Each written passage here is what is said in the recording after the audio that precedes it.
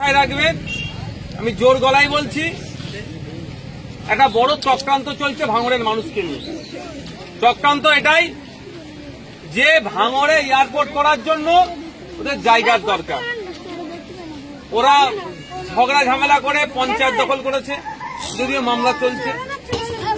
ওরা ঝগড়া ঝামেলা করে বুথ দখল করে সার্টিফিকেট মেরেছে এমপি, শুধু পারেনি কোন জায়গাটায় একটা এমএলএ।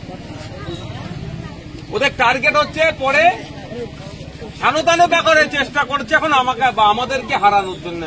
শুধু আইএসএফ কে হারানোর নয়, ভাঙড়ের মানুষকে ধ্বংস করার ওদের চক্রান্ত। কি ওদের আমি একবার হুমকার দিয়েছিলাম আপনাদেরকে সাথে নিয়ে, যে ভাঙড়ের মানুষের বিনা অনুমতিতে ইচ্ছার বাইরে এক কোদাল মাটি এয়ারপোর্টের জন্য এখানে ফেলতে দেবো না, আর এক কোদাল মাটি এয়ারপোর্টের জন্য তুলতে দেবো না। মাথায় আছে?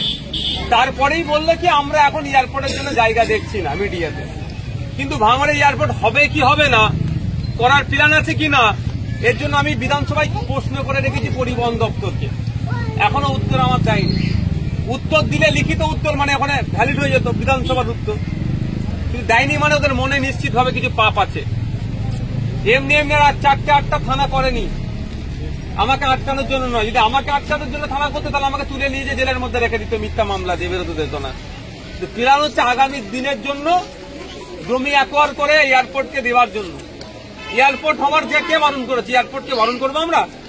পুরুলিয়ায় যান না, বাঁকুড়াতে যান না, ঝাড়গ্রামে যান না, হাজার হাজার বিঘে জমি চাষ হচ্ছে না, সেগুলো জায়গায় এয়ারপোর্ট করুন। যেখানে 2 ফসলি জমি, 3 ফসলি নাই, 4 ফসলি জমি যেখানে, সেখানে এয়ারপোর্ট করার পরিকল্পনা। মানে কি? শুধু এয়ারপোর্ট যদি করে আপনার ভোগালিতে, এইগুলোকে পুরো ধ্বংস করবে। এগুলো কি হবে? প্রমোটিং হবে। ভগবানপুর থেকে শুরু করবে, এইগুলো সব প্রমোটিং করবে। এই ধান্দা ওদের এটাই। আর এইসব যে সমস্ত নেতারা তৃণমূলের হই হই করছে, এরা দালালি খাবে।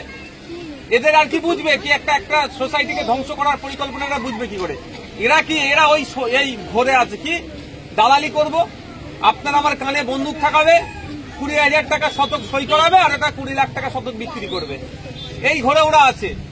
কিন্তু একটা এলাকাকে পুরো ধ্বংস করে দেবে, এই ধান্দা ওদের মাথায় নেই। আপনাদের বলবো, আপনাদেরকে লড়াই নিতে হবে।